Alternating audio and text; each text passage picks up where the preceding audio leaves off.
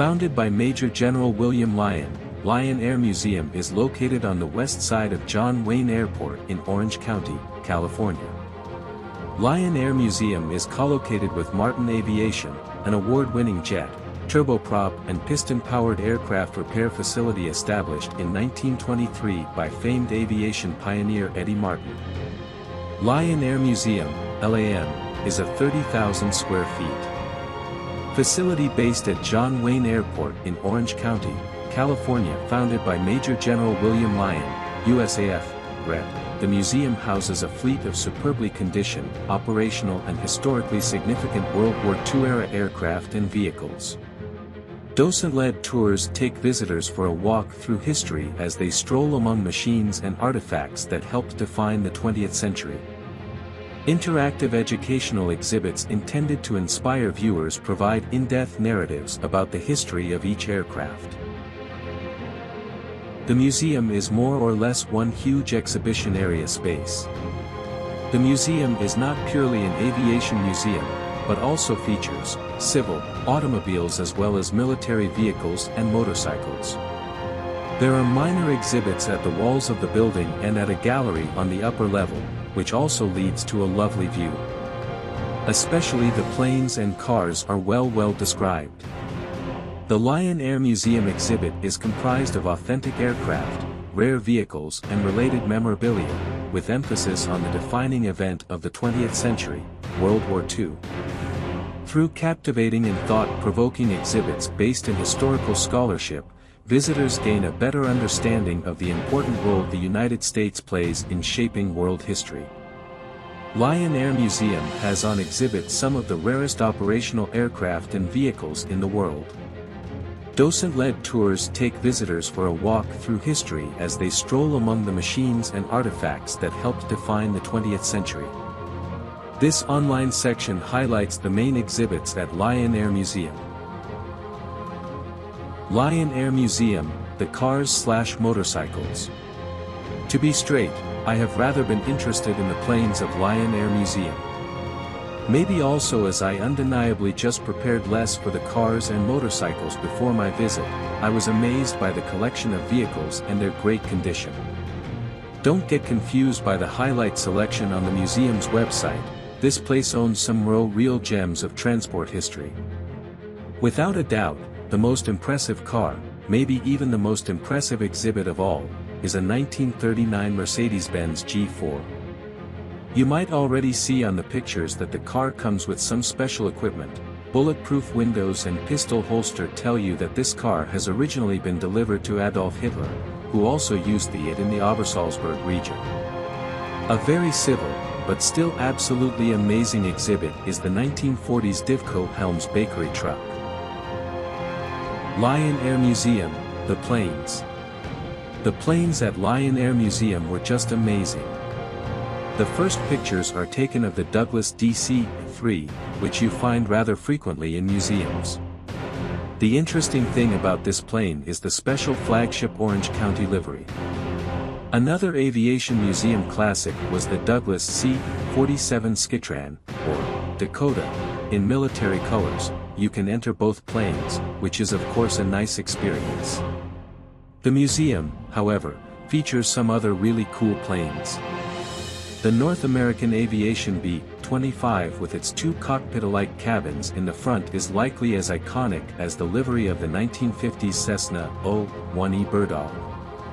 The chromium metallic look of the AT-6/SNJ-6 is another beauty on the museum's premises.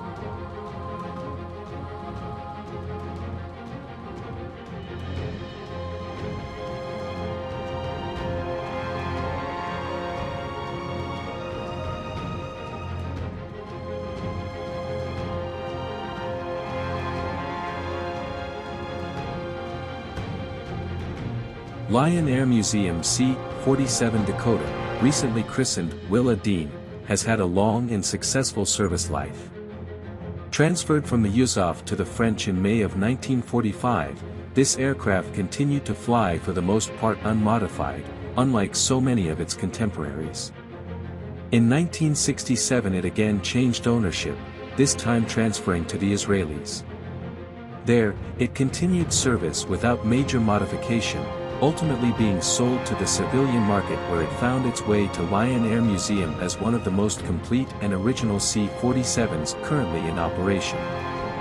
Willa Dean now carries the colors of the 440th Troop Carrier Group's 97th Troop Carrier Squadron, complete with D-Day invasion stripes.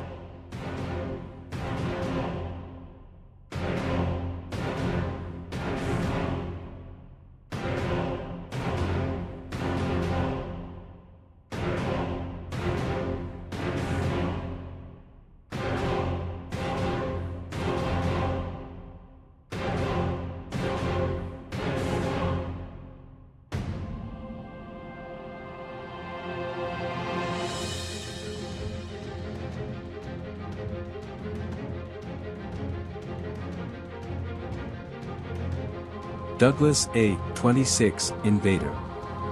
The Invader fought in more wars than any other aircraft type of its era.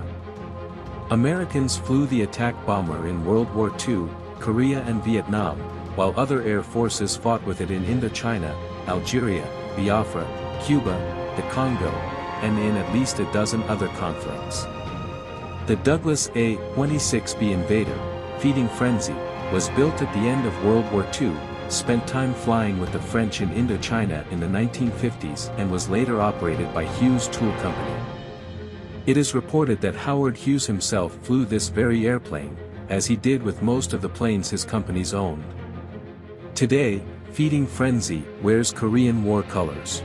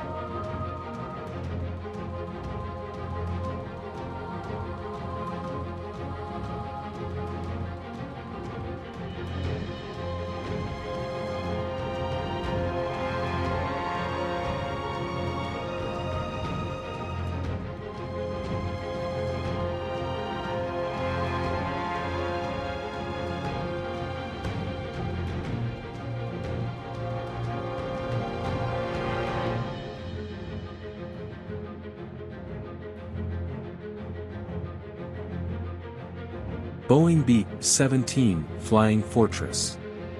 The B-17 Flying Fortress, fuddy-duddy, was used as a VIP transport in the Pacific at the end of World War II.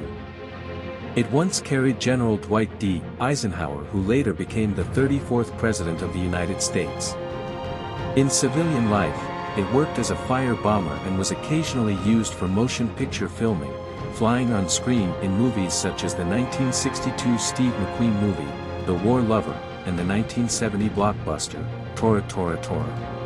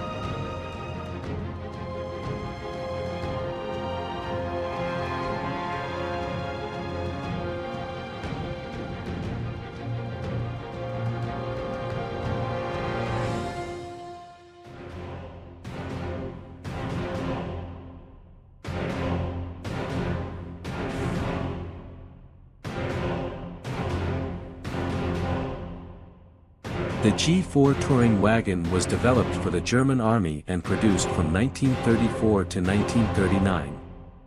In outstanding original condition, this G4 has only been restored as needed and features original upholstery on the front seats. This particular G4, 440875, was originally delivered to Adolf Hitler in late 1939 and was used by the Führer in Obersalzberg, Berlin and Poland until seized by the French army at Berchtesgaden.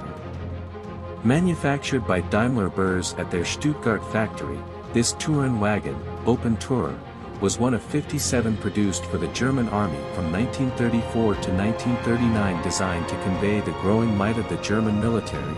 This particular G4 bore first-hand witness to the war in Europe, from the invasion of Poland into the disastrous end of the Third Reich. In outstanding year original condition, this 64 was built in June of 1939, just days after Germany and Italy formed the historic Pact of Steel alliance. This car was delivered to Führer und Reichskanzler, Reich Chancellor, Adolf Hitler in August of 1939, just prior to the German invasion of Poland and the beginning of World War I. Shortly after the war began on September 1, 1939, the notorious dictator rode this G4 into Poland to observe the front lines and confer with his generals. Just under a year later, in the summer of 1940, Germany invaded France, the Netherlands, Belgium and Luxembourg. This G4 is believed to have carried Hitler from Germany into Paris on June 30, 1940. This was the first and only time Hitler visited France during the war. Later, the car returned to Germany, where it saw service in Berlin before returning to Hitler's mountainous retreat, Obersalzberg, where it was seized by French forces at the conclusion of the war. Unlike many politicians who rode in the back of their chauffeured automobiles, Hitler preferred to ride up front, often standing in front of the passenger seat, which tilted up, allowing the Nazi dictator to survey crowds. During parades and inspections, handles were mounted on the windshield on the side pillar and above the rear-view mirror to help maintain balance. A special holster was built into the kick panel on the passenger's side of the vehicle to accommodate an automatic pistol and 2 ammunition clips. Such holsters were also fitted in the rear of the car, which was often occupied by Hitler's SS bodyguards. The handcrafted body is fabricated out of heavy steel and is so long there is an expansion joint between the dashboard.